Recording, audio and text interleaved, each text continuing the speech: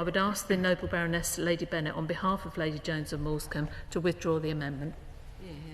The Noble Lady the Minister for her response and those who've taken part in this short but perfectly formed debate.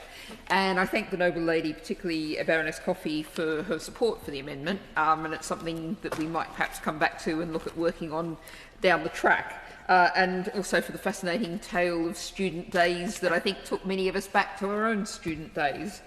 And I think, responding to the Noble Lady Baroness Scott, I think there was also an expression of support for the intention, if not for the exact drafting of this amendment, and I would very much stress that we're of course not wedded to the precise drafting while we're talking here at committee stage, and we'd be delighted to look at working on the detail of the drafting as we go forward.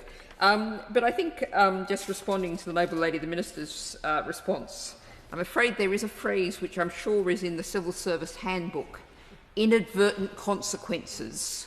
That seems to be the response that every minister gives. But I think that more substantively what the Noble Lady Minister said is tenants can challenge through the courts, they can appeal to the Ombudsman, there can be orders done for action. Those are all things that both have differential levels of access depending on people's capacity, people's awareness, people's ability to access those things, people's time and energy and costs. Whereas the action proposed by this Amendment 206 is a really straightforward and simple way to give tenants the power to have control, to have actual agency for themselves, not relying on other bodies.